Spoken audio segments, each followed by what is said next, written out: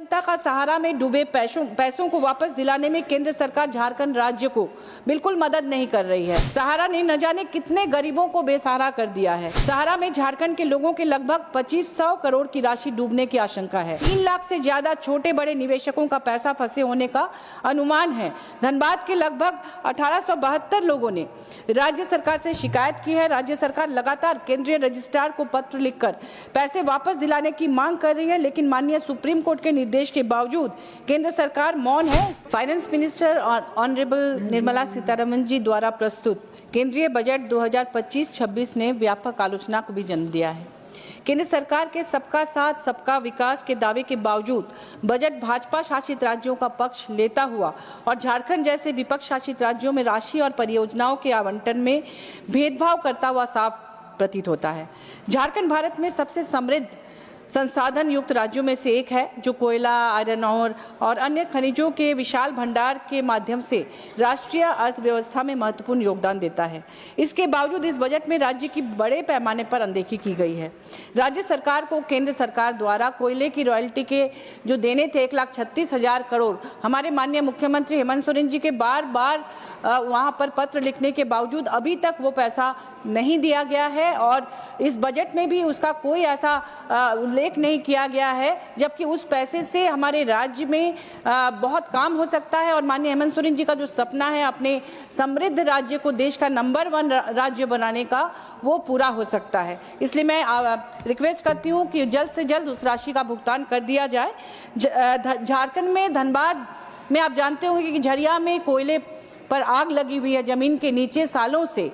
उसके लिए मुझे लगता है कि डिजास्टर मैनेजमेंट एक बजट होना चाहिए कि करकट्टा, खोलियरी, झरिया, जहां बहुमूल्य कोयला देश का जलकर राख हो रहा है, पॉल्यूशन हो रहा है, लोग वहां से माइग्रेट कर रहे हैं, इस पर ध्यान देने की जरूरत है। यहाँ तक कि देश की जो राजधानी दिल्ली है, दिल्ली में भी जो पॉल्यूशन के लिए पूरे देश में इस बात की चर्चा है, इसके लिए भी मुझे लगता है कि डिजास्टर मैनेजमेंट बजट अलग से अलोकेट होना चाहिए। गरीब जनता का सहारा में डूबे पैसों को वापस दिलाने में केंद्र सरकार झारखंड राज्य को बिल्कुल मदद नहीं कर रही है। सहारा ने न जाने कितने गरीबों को बेसहारा कर दिया है। सहारा में झारखंड के लोगों के लगभग 2500 करोड़ की राशि डूबने की आशंका है। 3 लाख से ज्यादा छोटे बड़े निवेशकों का पैसा फंसे होने का अनुमान है। धनबाद के लगभग 1872 लोगों ने राज्य सरकार से शिकायत की है। राज्य सरकार लगातार केंद्रीय रजिस्ट्रार को पत्र लिखकर पैसे वापस दिलाने की मांग कर रही है, लेकिन माननीय सुप्रीम कोर्ट के निर्देश के बावजूद केंद्र सरकार मौन है। इस पर ध्यान देने की जरूरत है। जल जीवन मिशन के तहत वित्तीय वर्ष 2024-25 के लिए झारखंड को 2,11,422 करोड़ का आवंटन दिया गया था, लेकिन जनवरी 2025 तक केवल 29,517 करोड़ ही दिया गया केंद्र सरकार द्वारा, यानी स्वीकृत राशि का 14% ही जारी किया गया। कई ऐसे इलाके हैं जहां हमारे राज्य में जहां जल की भयानक समस्या है, उसकी किल्लत है, हाहाकार मचा हुआ है। झारखंड का एक जिला है गांडे, जो बिहार से सटा, एक विधानसभा क्षेत्र है गांडे जो बिहार से सटा हुआ है। पिछले साल मई के महीने में मैं वहां गई थी तो मैंने देखा, एक व्यक्ति ने कहा गांव का कि मैंने 10 दिन तक वो स्नान नहीं किया था। वहां पर जितने भी जल स्रोत है लगभग सब सूख चुके हैं, चापानल, कुआं, कोई काम नहीं कर रहा है। इसलिए जल जीवन मिशन के लिए जो स्वीकृत राशि है वो अविलंब हमारे राज्य को दिया जाए। एनसीआरबी का 2022 का डेटा उठाकर देख ले, भारत में आत्महत्या दर 12.4 प्रति 1 लाख के साथ दुनिया में सबसे अधिक है और मानसिक विकारों का इलाज प्राप्त करने में 83% की कमी है, जो चिंताजनक है। इसके बावजूद मानसिक स्वास्थ्य को पर्याप्त वित्तीय समर्थन नहीं मिला।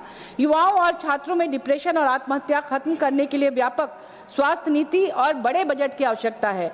झारखंड में रांची स्थित CIP भारत का सबसे पुराने और प्रतिष्ठित मानसिक स्वास्थ्य संस्थानों में से एक है, लेकिन इस वर्ष के बजट में इसी पूरी तरह से इसे नजरअंदाज किया गया है। यह संस्थान अपने वातावरण और जलवायु परिस्थितियों की वजह से मानसिक स्वास्थ्य देखभाल के लिए आदर्श माना जाता है, फिर भी केंद्र सरकार इसकी उपेक्षा कर रही है। जहां आपको पता होगा कि तेजपुर स्थित LGBRIMH को करोड़ों रुपए आवंटित किए गए हैं, वहीं सीआईपी रांची की उपेक्षा की गई है। यह मानसिक स्वास्थ्य सेवा के संसाधनों के असमान वितरण पर गंभीर सवाल खड़ा करता है और गैर भाजपा शासित प्रदेशों के साथ पक्षपात करने का एक उदाहरण प्रस्तुत करता है। इस बार के बजट में ऐसा प्रस्तावित है कि प्रधानमंत्री इंटर्नशिप योजना 2024 के तहत भारत सरकार देश के प्रमुख कंपनियों के साथ मिलकर अगले 5 वर्षों में 1 करोड़ युवाओं को इंटर्नशिप प्रदान करेगी। इंटर्नशिप के दौरान युवाओं को 5,000 प्रतिमाह का भत्ता मिलने की बात कही गई है, जिसमें 4500 रुपए प्रतिमाह सरकार देगी और 500 प्रतिमाह कंपनी देगी अपनी तरफ से। यहाँ इस बात की तरफ ध्यान दिया जाना जरूरी है कि 500 रुपए प्रतिमाह जो कंपनियां देंगी वह उनके पूर्व निर्धारित CSR से जाएगा, यानी इस तरह अगले 5 वर्षों में अपने CSR के मद में सीधे 500 करोड़ रुपए की कटौती कर दी जाएगी। यानी यह योजना पहले से चल रहे कॉर्पोरेट सोशल रिस्पॉन्सिबिलिटीज की कीमत पर भाजपा सरकार का अपना विज्ञापन है। इस तरह शेष 4500 रुपए प्रति माह किस मद से देने वाली है, यह भी स्पष्ट नहीं है। बहुत संभव है वह भी किसी पूर्व निर्धारित बजट का डायवर्शन है। अतः इस स्तर पर सरकार को अपनी स्थिति स्पष्ट करनी चाहिए और इस योजना के लिए अलग से बजट का प्रावधान किया जाना चाहिए, क्योंकि जिस इलाके में कंपनियां काम करती हैं वहां के पॉल्यूशन से निपटने की जिम्मेदारियां कंपनियां उठाती हैं।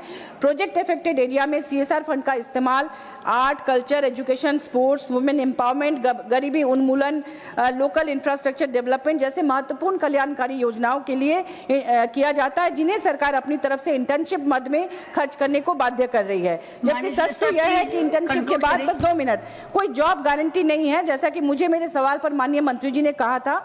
ऐसे में हो सकता है कि युवा बाद में बाहर नौकरी के लिए चले जाए और स्थानीय लोगों को CSR मद से मिलने वाले लाभ भी ना मिले। कहीं ऐसा ना हो कि 6 महीने से साल भर के लिए ट्रेनिंग प्राप्त युवा अग्निवीर से बहाल हुए युवाओं की तरह ठगासा महसूस करे, जबकि अग्निवीर में तो फिर भी 3 साल की नौकरी है।